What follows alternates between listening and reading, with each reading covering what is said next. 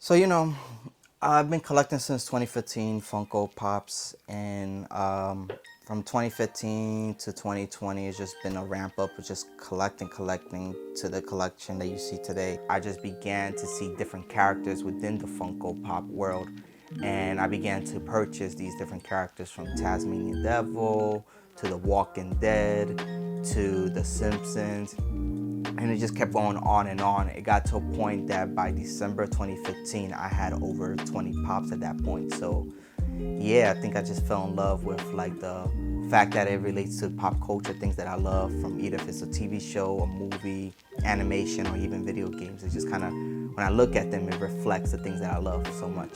I was say I started young, out the womb. Let me stop. I was always a person that watched films, especially as a kid. I watched films that I wasn't supposed to watch. I watched films where it was appropriate. Like, I would say always and forever, Roger Rabbit will be my go-to animation, live-action cartoon. Because it's something that was never done before. It was unique. You have diversity, which is you brought Warner Bros. And Disney characters all together in the same realm in a film that has something to do with mystery and trying to solve a case. Also, I was a big action nerd. Superheroes, yeah, Spider-Man, that's like Saturday morning, DuckTales, growing up, like, woohoo. Let me think about how I want to say this. So the things that I was always interested in, obviously I liked movies a lot. Like growing up, I loved like watching sci-fi films, fantasy, like all the pop culture ones. I was a huge Lord of the Rings Tolkien fan, like from the age of like 13 on, like tried to teach myself Elvish and everything. Used to like try and dress like a high elf. Like it was my, I think I read the book like 9 times. I had the extended editions, like watched the movies with the commentary, like marathon that stuff. Convinced my friends to do it. That was like my big thing. Loved vampire like books. Batman is my favorite superhero. I grew up watching Batman the animated series, watching the movies, the live action movies. I didn't read too much of the comic books, but the first time I was introduced to Batman, the comic book, was the New 52, which was created. Well, New 52 was the series that DC was in their comic book world. And the 2 writers was Scott Snyder and Greg Capullo. They made this Batman series within the New 52, which I actually have their whole set right here. And I fell in love with it. That made me love Batman even more. The only person I can actually say, but he's not technically here, because I tried to invite, he may come Sunday, is my cousin, Paul. He's the one that got me into the dark anime and the crazy stuff. And he showed me all his collections of comic books, movie posters, figurines. Like he had Spawn figurines to Predators to Aliens to Fist of the North Star to the whole 9 yards, especially with the cassettes with anime. And then I had my other cousin, who is Phil, who showed me the video game aspect. It's actually more recently that like at my current job, there's a lot of like younger guys. So I work in tech and cybersecurity, and so there's a lot of like engineers, and I will go downstairs and like we hang out. We like one of the guys like, I joined my first D&D group last year because one of my old coworkers regularly DMs. And that was so much fun because I had never gotten the chance to do that before.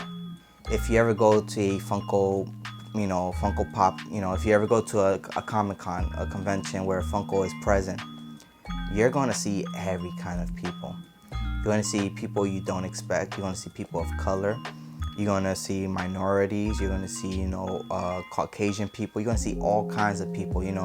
I think it's just like this stereotype when people think of geek culture, or those who collect figurines, for example. They picture this person who's like kind of like a slob, might have long hair, You know, it's always constantly wearing graphic tees and all these different things. I think society is starting to accept it, and you're starting to have a more wide stream of people that love the culture, love being part of, and love watching anime, love watching, reading comic books, or watching on the big screen, or watching as a cartoon. It's pretty much. It's pretty much, I think I would have to really put it in text where it brings you back to when things were good. I think accessibility is going to help people like get more interested and stay more interested. I don't think that I don't think you're going to see an expansion of geek culture, because I do think it's a subset of personalities of people that are like super interested in something. But I don't think that you're ever going to move away from people are, well, can I curse? Okay. People are assholes, so you're always going to have people that bully people for things. That's just a fact. As a kid, where you had to wake up with a bowl of cereal, out there have your teeth all right, there have cavities, watching your favorite cartoon, or having a big pizza with extra cheese or pepperoni, whatever you loved on your pizza. And you sat home and watched those cartoons or animation or movies or playing video games, and it was an escape. It was a moment where you didn't have to deal with reality. But it did, at the back of your head, you had to go back to school, you got the bullies, you got the girls that don't like you because you were nerdy or geeky or weird. So it's like, growing up now is similar, but it is kind of deflating based on the fact that more and more people are starting to be introduced, and they starting to love the comic books, love the anime, love all this stuff about Comic-Con or the geek culture. So, you know, specifically Funko Pop collectors, you meet principals, you meet doctors, you meet police officers.